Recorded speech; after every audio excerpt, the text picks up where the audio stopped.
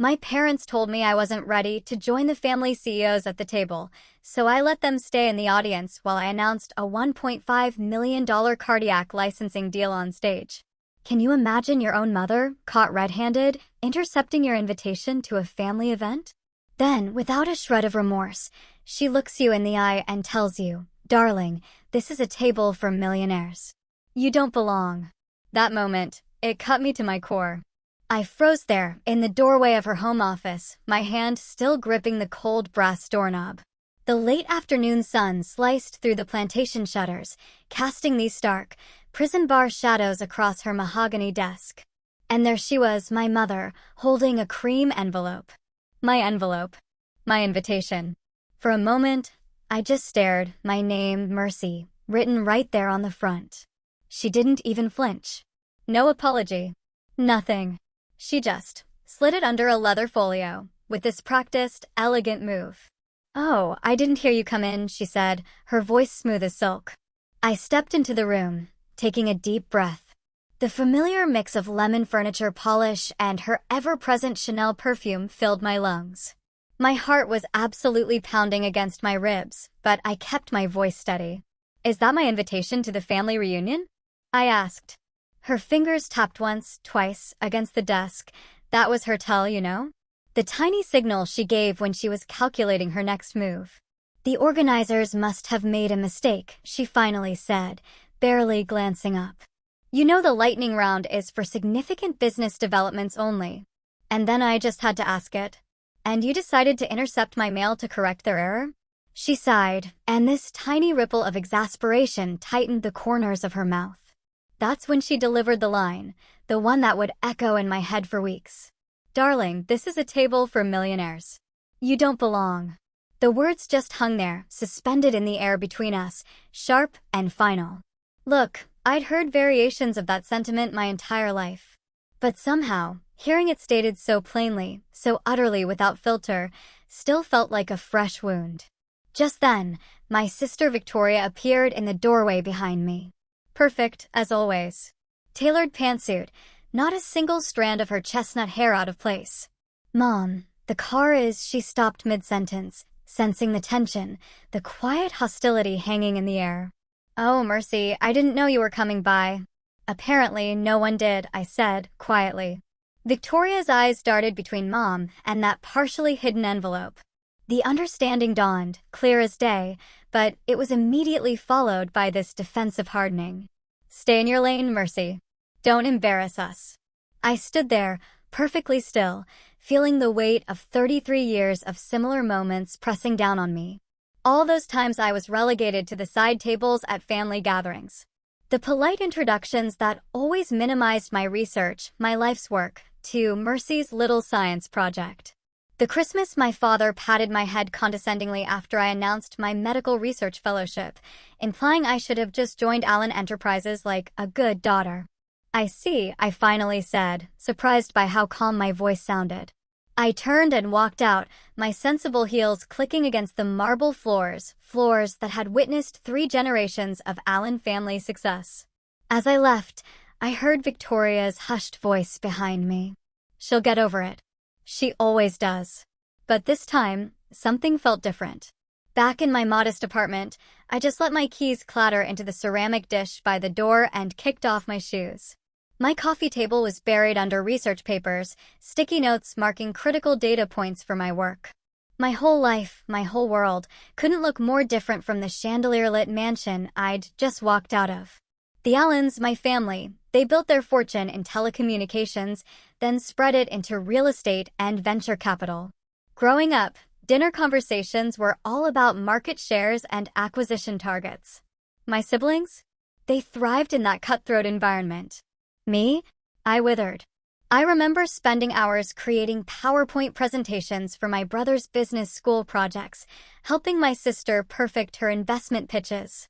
But no one, not once, ever asked about my biochemistry degree. No one ever cared about the cardiac support device I was developing.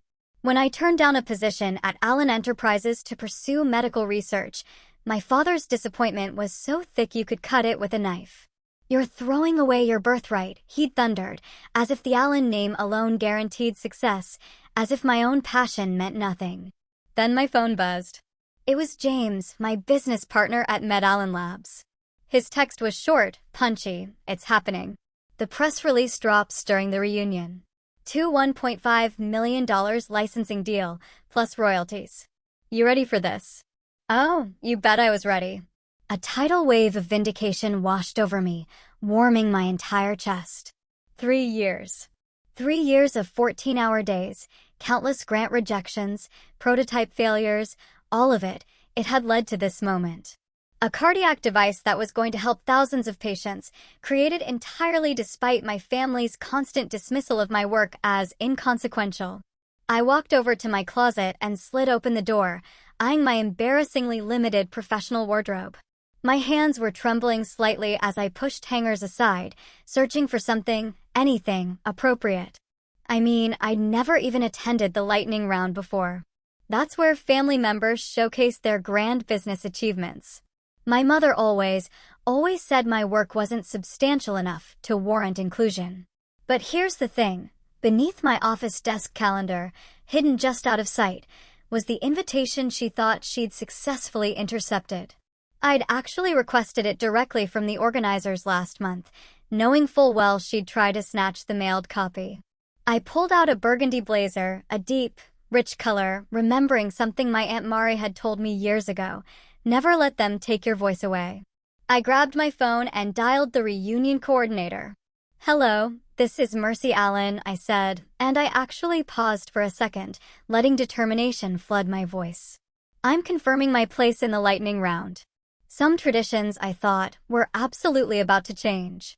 A week later, the day of the reunion, I stood paralyzed outside the gleaming doors of the Westbrook Hotel ballroom. I was watching my family through the glass like they were specimens in an aquarium. There was Victoria, tossing her head back in that practiced, elegant laugh at something our cousin Richard said. My father, clapping the shoulder of some silver-haired investor. My mother, gliding effortlessly between social clusters, her champagne flute barely disturbed. My chest tightened, like I was bound by invisible wires. It had been a whole year since I'd attended a family function. 365 days of blessed freedom from their dismissive glances.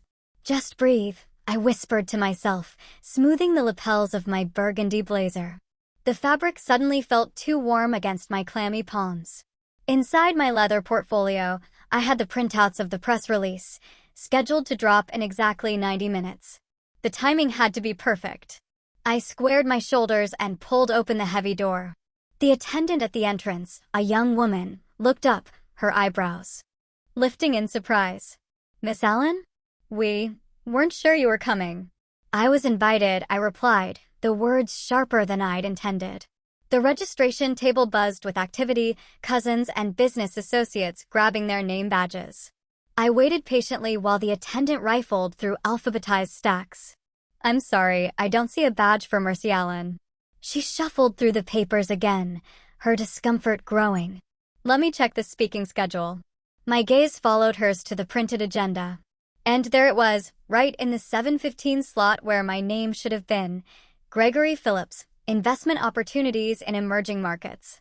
That was my brother-in-law's name. Victoria's husband. There must be some mistake, I said, though deep down, we both knew there wasn't. Nearby, my father's voice carried through the din as he spoke to Uncle Thomas. Mercy's work is academic, nothing substantial. The words sliced through me like a scalpel. Clinical, precise, designed to remove what didn't belong. Victoria caught my eye across the room. For a split second, I saw something like guilt flash across her face. Then, she deliberately turned away, drawing her circle of admirers with her. The attendant touched my arm gently. Let me speak with the coordinator. She disappeared, returning minutes later with a freshly printed badge and a whispered apology. Your speaking slot has been restored. 7:20 p.m. I clipped the badge to my blazer. The small victory felt hollow against the broader betrayal. Mercy. The familiar voice, warm and comforting, washed over me like a balm. It was Aunt Mari, crossing the room, arms outstretched. Her embrace smelled of Shalimar perfume and understanding. I knew you'd come. They didn't think I would, I murmured into her shoulder. She pulled back, patting my cheek. Which is exactly why you must never let them write your story. Her eyes, the same clear blue as mine, sparkled with mischief. I saved you a seat. As we moved through the crowd, a distant cousin, David, who ran a hospital administration department in Boston, approached. Mercy, I've been meaning to call you. I read your abstract in the biomedical journal last month. The potential applications for rural hospitals are fascinating. Before I could respond, the family photographer interrupted. Miss Allen, could I get a photo of you with your sister? My mother appeared behind him, touching his elbow. Just Victoria, with her father for now. The business succession narrative. Actually, the photographer said, positioning me beside Aunt Mari, I need a few shots of all the Allen women together. He winked so subtly I almost missed it. Across the room, elderly Uncle William, father's oldest brother who'd sold his company shares years ago to travel the world, pulled out a chair at the main table and waved me over. This seat's for you, Mercy, between me and your aunt. I settled into the offered chair, acutely aware of Mother's tightening lips as she watched from the entrance. The white tablecloth draped perfectly, crystal glasses caught the light from the chandeliers. Place cards with gold lettering marked each setting, expensive cardstock that felt too heavy in my hands. The room quieted as Father took the microphone. Welcome, everyone, to our annual Allen family gathering. I'm proud to introduce my children, Victoria, whose property development firm has expanded to 3 states this year, and Thomas, whose hedge fund exceeded market projections by 18% last quarter. The silence where my name should have been echoed loudly. Victoria smirked, subtly, behind her champagne glass. Father raised his glass. To the Allen business empire continuing to thrive for generations to come. Applause rippled through the room. I clapped mechanically, feeling Uncle William's hand pat my knee under the table. During cocktail hour, Victoria brushed past, whispering, "This room is for real millionaires." What are you going to talk about? Lab experiments. I didn't answer. Years of similar comments had built calluses over that particular wound. The coordinator announced dinner service would begin shortly, followed by the lightning round presentations. My name appeared on the updated agenda, hastily added with a different font. I slipped my phone from my pocket and texted James, "I'm ready. Let them hear it from me first." His response came immediately. The press release is queued for 7:30 p.m. sharp. Show them what real impact looks like. When dinner began, I took my rightful seat at the main table. My mother's eyebrows lifted a fraction, the only outward sign of her irritation. My father pretended not to notice, deep in conversation with the man to his right. Aunt Mari reached under the table to squeeze my hand. "Remember what I told you when you were 10? The best revenge is excellence," I finished, smiling genuinely for the first time tonight. Around the table, conversations buzzed about investments and acquisitions.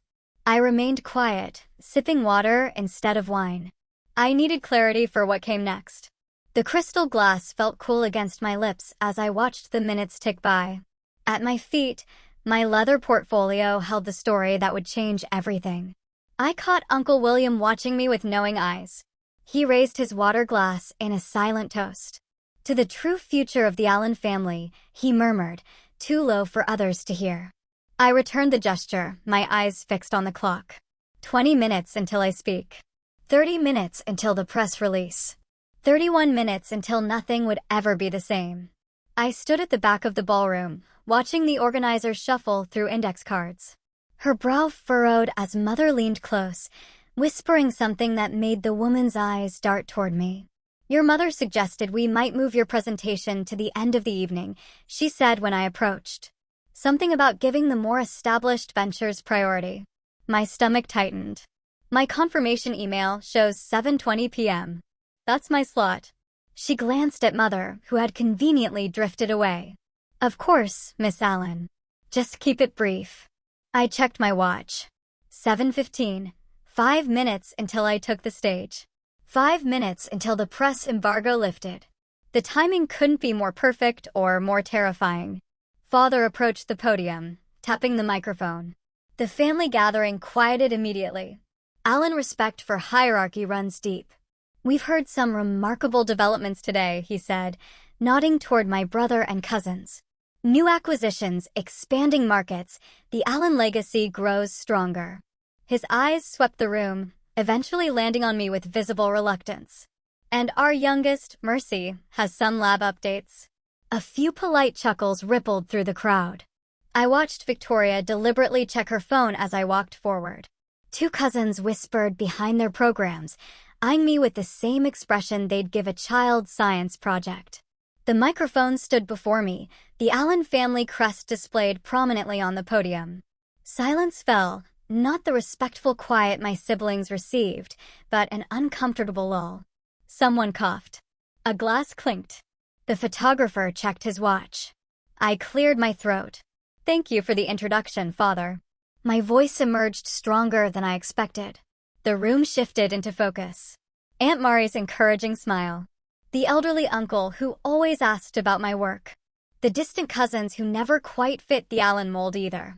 For 3 years, MedAllen Labs has been developing a cardiac support device that addresses ventricular insufficiency without invasive surgery.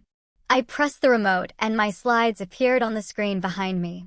Not flashy market projections like Victoria's presentation, but clear medical illustrations. Current treatments require open heart procedures with significant recovery time. Our device can be inserted through a catheter, reducing hospital stays from weeks to days. A few heads lifted. Someone stopped typing on their phone.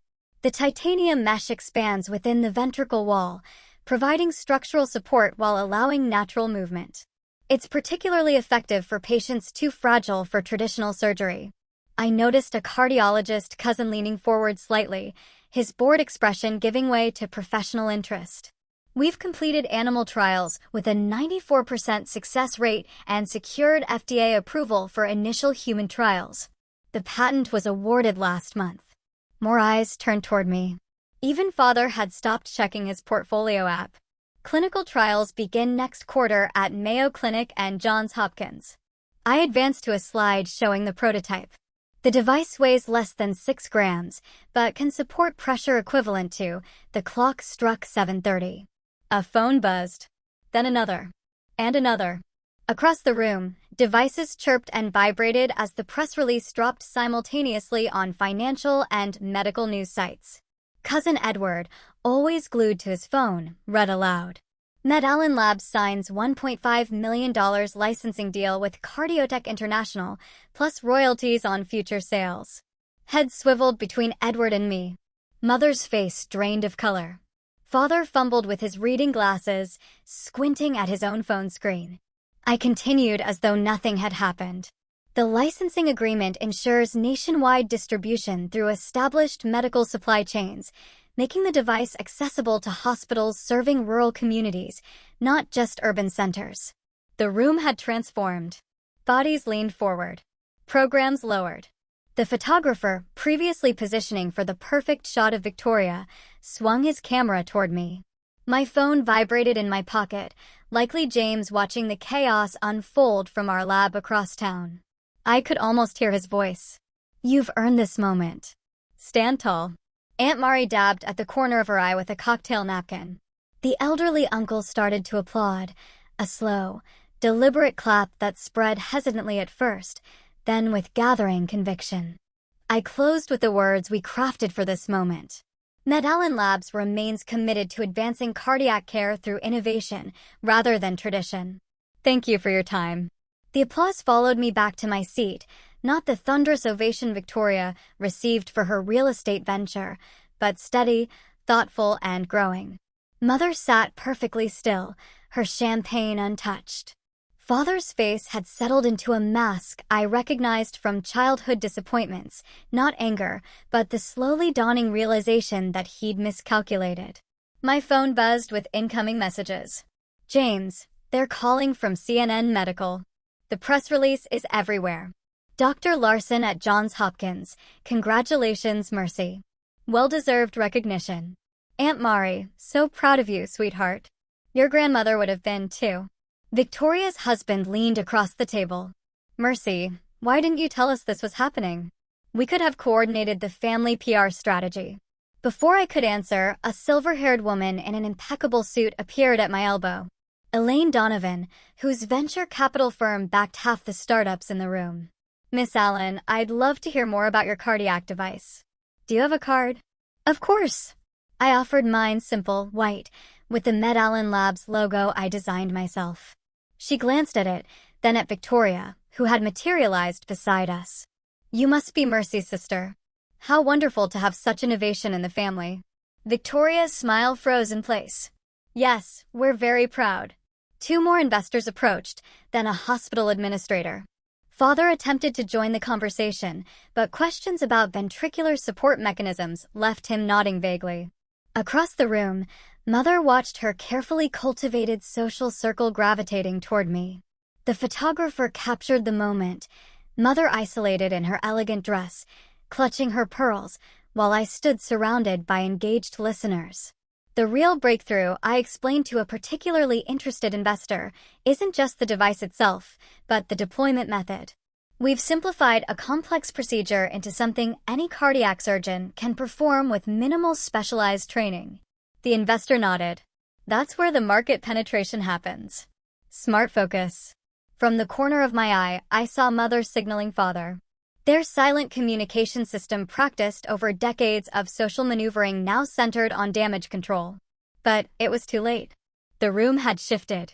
The PowerPoint slides continued cycling behind the next speaker, but half the audience kept glancing my way. Phones were passed around showing the press release. Someone pulled up Cardiotech's stock price, already ticking upward on the news. For the first time in 33 years of Allen family gatherings, I was not the afterthought, not the disappointment, not the daughter who needed to stay in her lane. I was simply Mercy Allen, and I had earned my place at this table. The business card between my fingers felt like vindication made tangible. A healthcare venture capitalist had just handed it to me, not to my father, a first in Allen family history. My presentation had ended 15 minutes ago, but I was still surrounded by a circle of curious investors and relatives who suddenly found my little science project fascinating.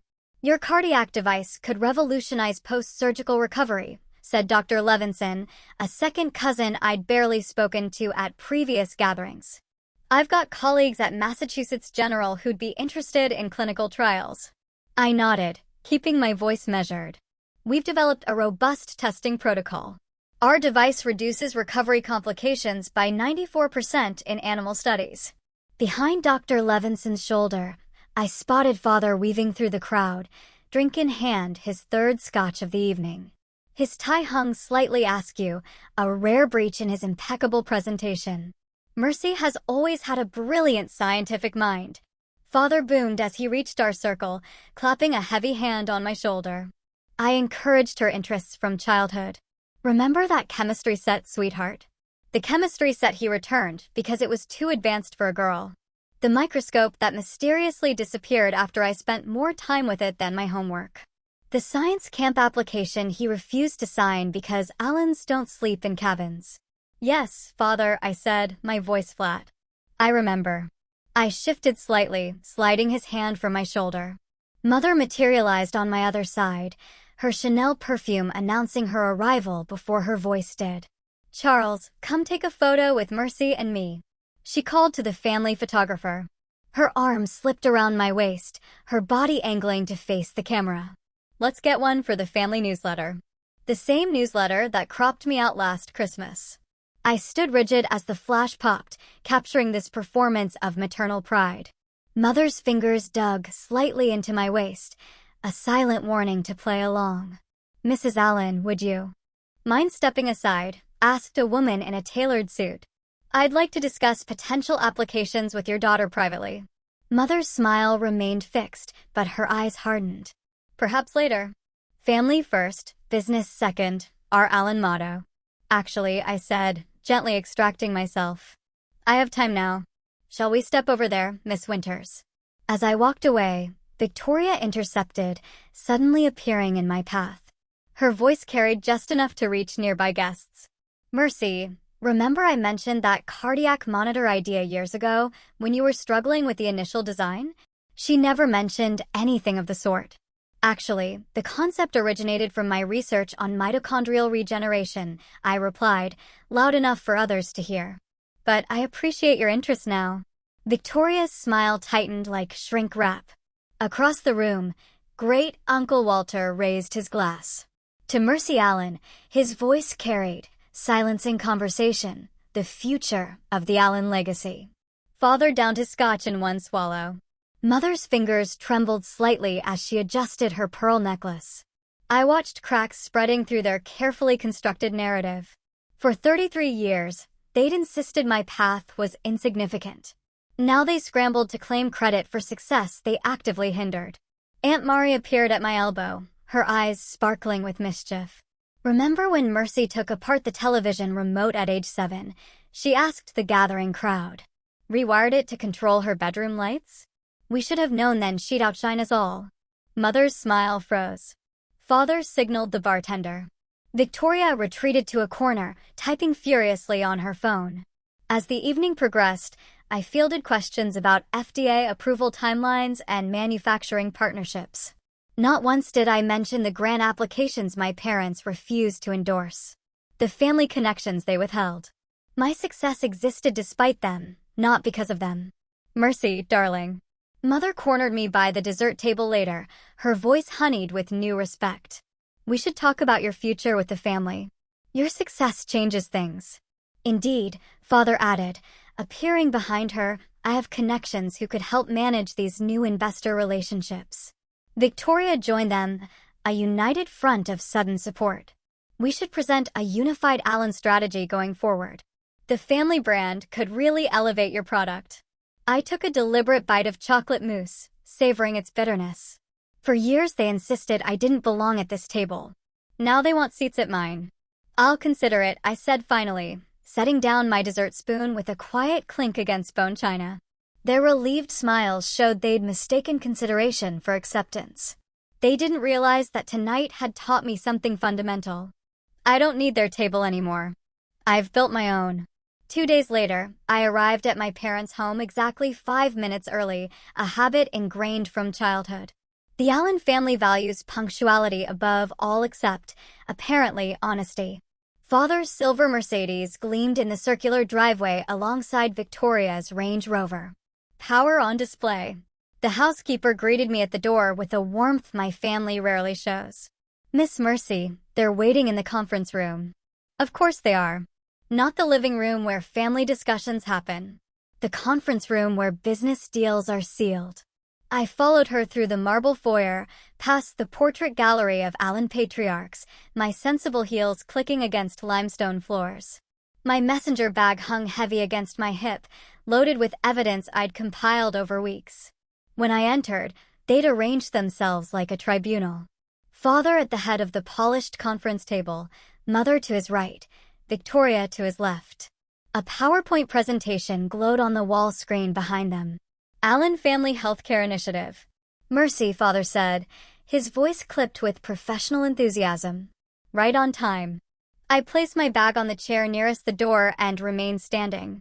I understand you wanted to discuss my company. Father stood, clicking a remote to advance his slide. I've prepared a presentation on leveraging the Allen name in healthcare. He gestured to a market analysis graph. There's substantial growth potential if we position Med Allen Labs under the umbrella of Allen Enterprises. Mother leaned forward, pearls catching the recessed lighting. Darling, we've always wanted the best for you. This is about keeping success in the family, where it belongs. The same voice she used when explaining why I couldn't invite my college friends to holiday dinners. Victoria tapped manicured nails against her tablet.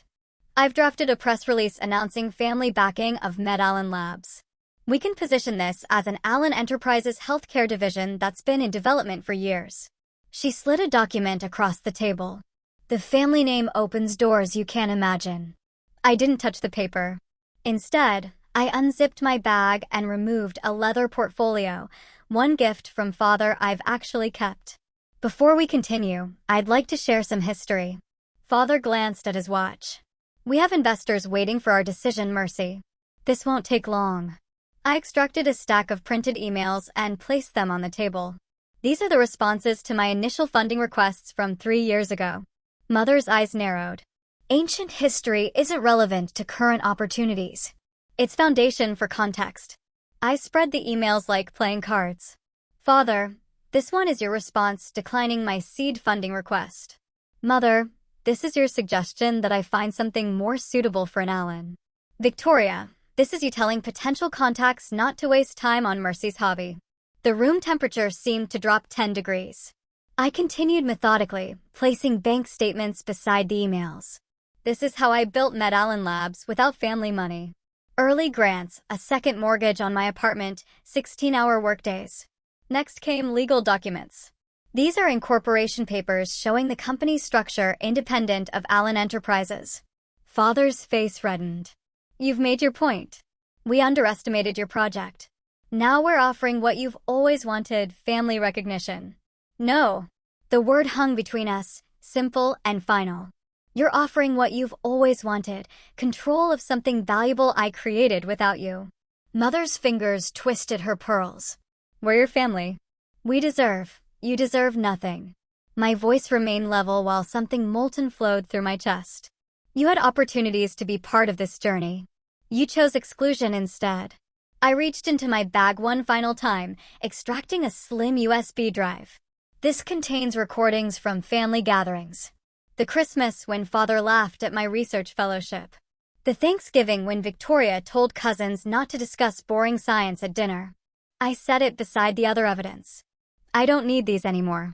Father stared at the small device like it might explode. The leverage he assumed he had evaporated before his eyes. The Allen name means something, Mother whispered, social status shifting beneath her feet. Yes, it does. I gathered my documents, returning them to my bag. To me, it's meant proving myself without the advantages you gave Victoria and Thomas. Victoria's face paled as she realized I no longer needed their approval. The family script was rewriting itself around us. I stood, shouldering my bag. My terms are simple. Respect my independence or have no place in my success. You can choose a genuine relationship or no relationship at all. Father opened his mouth, then closed it. For once, William Allen had no counteroffer. I acknowledge your past behavior without malice, I continued. But I won't allow it to continue. Silence stretched between us, thick with 3 decades of dismissal finally confronted. The cardiac device helps people who've suffered damage to their hearts. I moved toward the door. Ironic, considering its creator had to protect hers from the people who should have safeguarded it most. I left them at the table, stunned by the shattering of their control. The front door closed behind me with a soft click that felt more final than any slam. In my car, I exhaled fully for what feels like the first time in years. My phone buzzed with a text from James. How'd it go? I started the engine before replying. Exactly as expected. And exactly as needed. The weight of evidence I'd carried for weeks had been transferred to its rightful owners. Whether they choose to bear it or discard it is no longer my concern. I pulled away from the mansion, not looking back at the place where I never truly belonged. The road ahead belongs to me alone. Sunlight pours through the floor-to-ceiling windows of Allen Labs, illuminating the expanded research facilities I once only dreamed about. 1 year after the family reunion that changed everything, my footsteps echo confidently across polished concrete floors as I navigate between workstations.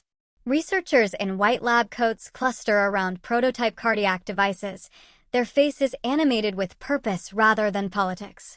Dr. Allen, the new pressure sensors arrived, calls Morgan, a brilliant engineer I recruited from a community college program. She holds up a package, her enthusiasm untempered by corporate hierarchy. I smile, still unused to hearing my name spoken with genuine respect. Perfect timing. Let's test them this afternoon. In my office, a glass-walled space designed for collaboration rather than isolation, the framed copy of our original patent hangs beside photos of patients whose lives our device has improved. No family portraits crowd these walls.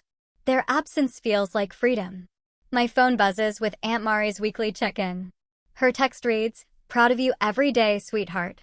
Unlike Mother's cautious attempts at connection, always couched in comments about family image, Mari's support comes without conditions. I've learned to recognize the difference. Dr. James Weber, my business partner, appears in my doorway holding 2 coffee mugs. The Peterson Hospital chain wants to expand our contract, he announces, setting my coffee on the desk. Seems your presentation to their cardiac unit last month sealed the deal. Our presentation, I correct him, accepting the steaming mug. This has always been a team effort. The words feel important, a deliberate contrast to the Allen family philosophy, where individual achievement always trumped collective success. Father still struggles with this concept, calling occasionally with suggestions about leveraging my position or capitalizing on the Allen name. He means well in his limited way. Victoria surprised me most. Last month, she requested a tour of the lab, asking thoughtful questions about our research protocols. I never understood what drove you, she admitted afterward, smoothing her immaculate blazer. Maybe I still don't completely, but it's impressive, Mercy. It really is. Some relatives maintain their distance, comfortable in the old hierarchy. I've made peace with their absence. Tonight, we're celebrating FDA approval with a dinner I'm hosting for everyone who contributed to our success, from the custodial staff to our primary investors. The catering team arranges place settings around tables arranged in concentric circles rather than a hierarchy of importance. Everyone who contributed sits at the main table, I instructed them, because there is only the main table. My phone rings, Mother's ringtone. A year ago, I might have let it go to voicemail. Today I answer, Mercy. Her voice carries the familiar crispness, but something softer edges the syllables of my name. I wanted to wish you congratulations before your celebration tonight. Thank you, I say simply, neither dismissing nor embracing the tentative olive branch.